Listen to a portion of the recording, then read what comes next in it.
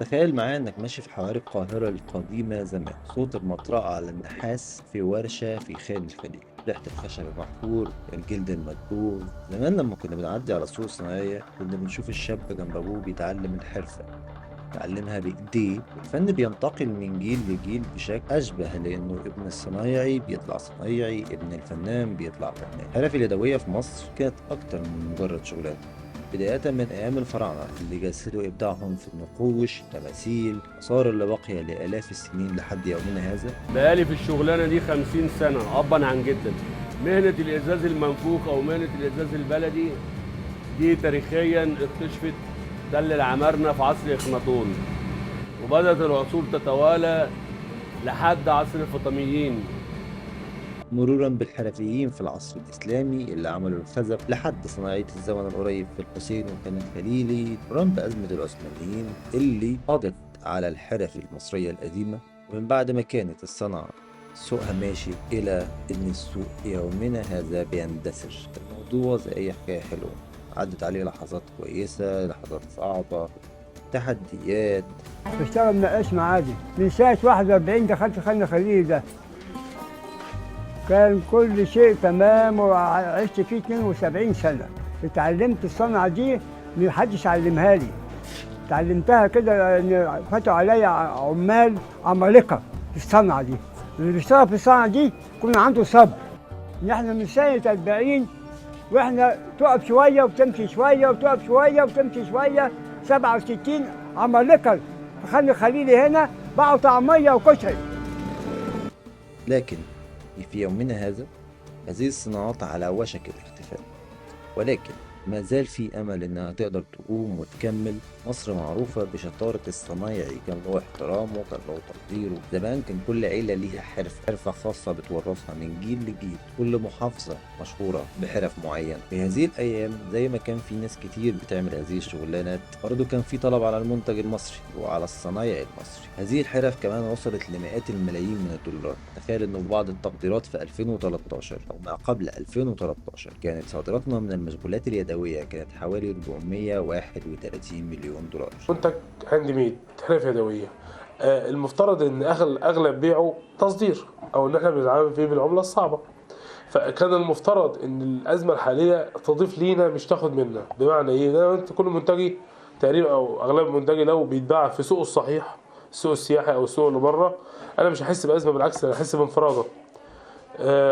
لكن هي الازمه ان احنا محتاجين يعني دعم مثلا في الدعايه لينا، سبل التواصل، السفارات يجيبوا لنا فرص تصديريه. كمان السياح كانوا بيجوا مصر مخصوص يدوروا على تذكار مصنوع يدوي. خد حاجه سوفونير من مصر، حاجه عليها الفراعنه، حاجه عليها شغل ابره يدوي، حاجه يعني عايز الحاجه المصري. هو مش جاي مصر عشان يشتري شنطه باكستاني ولا شنطه صيني ولا شنطه هندي، هو جاي عايز ياخد حاجه من اللي على المعابد. على المستوى العالمي سوق الحرف اليدوية ما زال سوق عملاق.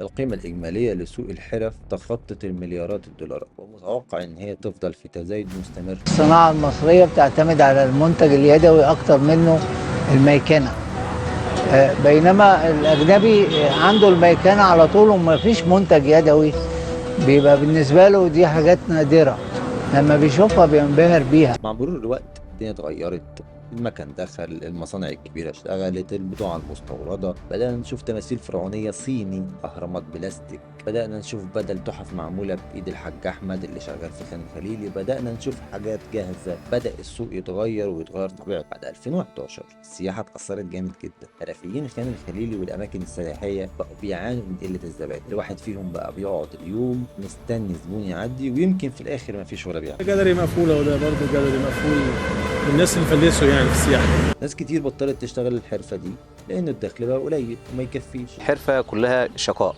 كلها شقة، فالناس كلها يعتبر كانت بتسيبها وبترجع لحاجة أسهل تكسب منها فلوس أسرع. ده اللي حصل يعني معانا، سبب الناس اللي هي بدأت الحرفة نفسها تنقرض.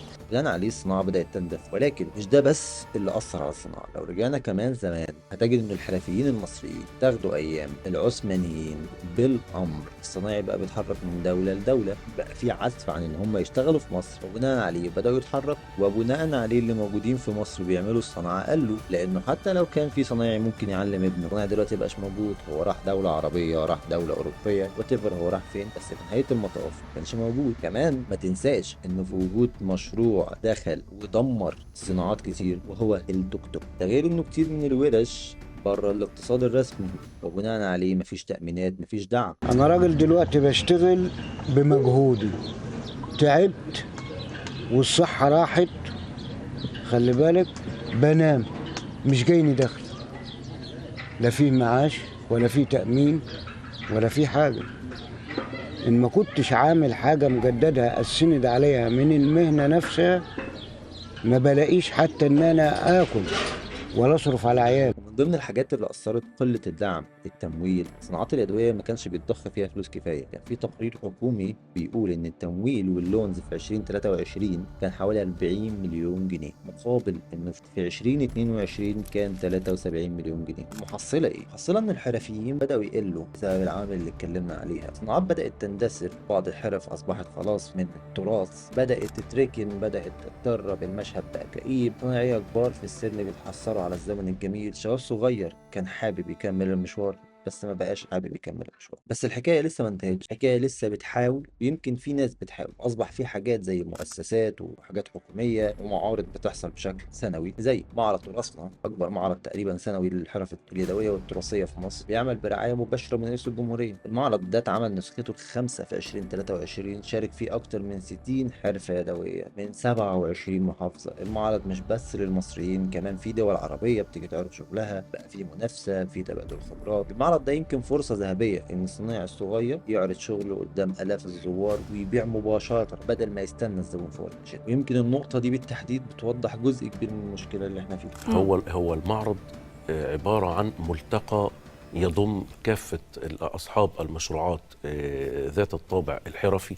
منصة أيادي مصر، منصة أيادي مصر، ودي حكاية تانية خالص، إي كوميرس بلاتفورم، نتكلم إن هي ماركت بليس كمان، أطلقتها وزارة التنمية المحلية بالتعاون مع برنامج الغذاء العالمي، وتم إطلاقها في 2021 بهدف إنها تشتغل سوق إلكتروني للحرفيين. المنصة دي جمعت الصنايعية من كل محافظات مصر وعرضت منتجاتهم. في 2023 كان في حوالي 1800 حرفي على مستوى الجمهورية عارضين أكتر من 7300 منتج يدوي، وخلال الكام شهر كان في أكتر من 400 طلب سواء محلي أو على مستوى الدولة.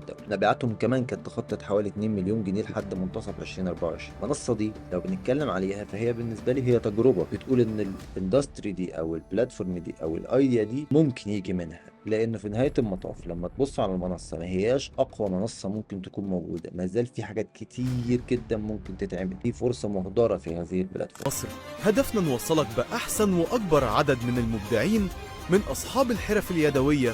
كمان في برنامج اتعمل اسمه حرفي، ده برنامج مخصوص اتعمل عشان يدعم صغار صناع المنتجات اليدوية، بيوفر تمويل بسيط، بيوفر تدريب، بيوفر إدارة. برنامج حرفي بيربط الصنايعيين بالأسواق، لأنه الطريقة التقليدية للناس إنه الناس تبدأ تنزل تدور وتروح مش عارف فين، تنزل خان الخليل. بقى عندك كمان مبادرات تانية زي مبادرة صنايعية مصر، ودي مبادرة رئاسية بهدف تدريب جيل جديد من الصنايعية. وزارة الثقافة والمؤسسات التعاونية تعاونوا فيها، عملوا دورات تدريبية من الشباب من 18 ل 45، علموهم حرف زي الخزف، النجارة، التطريز.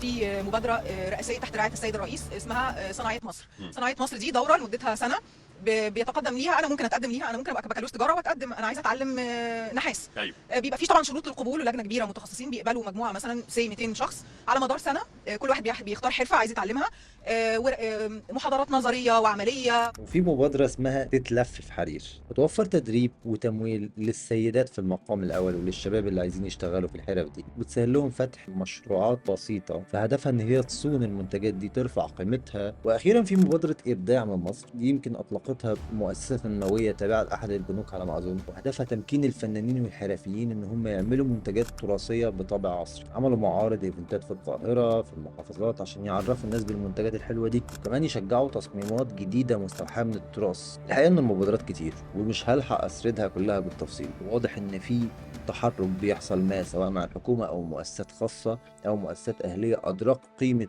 التراث ده وأدركوا اللي بيحصل فيه حقيقة. كمان غرفة صناعة الحرف اليدوية في اتحاد الصناعات بقى ليها دور حقيقي في تنظيم القطاع ودعم الحرفية ودعم الحرفيين، وفي خطة موضوع على مستوى قومي بقى إنه في القطاع ده يساهم في الاقتصاد. خلينا نتكلم إنه الصناعة محتاجة شغل كتير ونتكمزوا زي أبروتش الكاستمر، لأنه حتى في وجود منتجات، حتى في وجود ناس بتشتغل، حتى في وجود ناس شاطرة، وده اللي المبادرات كلها بتحاول تعمله، إن هي بتحاول تزود الناس اللي بتعمل منتجات، which is مش المشكلة احنا ازاي المنتجات دي هتجيب فلوس. مفيش منصات كتير مركزة على ده، يمكن مفيش شركات كتير بتحاول تدي ده فوكسنج. الصناعة دي ممكن يجي منها كتير قوي، خصوصا في انتشار الحاجات اللي كلها اتعملت باي ماشين. التكنولوجيا حاليا يمكن محتاجة تخش في انها تلهم الناس بديزاينز احسن، يمكن في انها تطلع حاجات تبيع احسن، يمكن منصات احسن، يمكن لما تيجي تعمل بروتوتايبس 3D printing يمكن يبقى في حاجات ريليتد بالاي ار والفي ار، ان هي تبقى مور ان انت تقدر تفيجوالايز البرودكت. الحكايه لسه ما خلصتش، يمكن احنا في بدايه جديده، يمكن في يوم من الايام يبقى في بدايه جديده، مازال في اوبورتيونيتي غير مستغله. الدور يمكن دلوقتي على الناس ان هي تحاول تدعم ده، يمكن دورنا احنا ان احنا ندعم الشركات اللي نشوفها دي.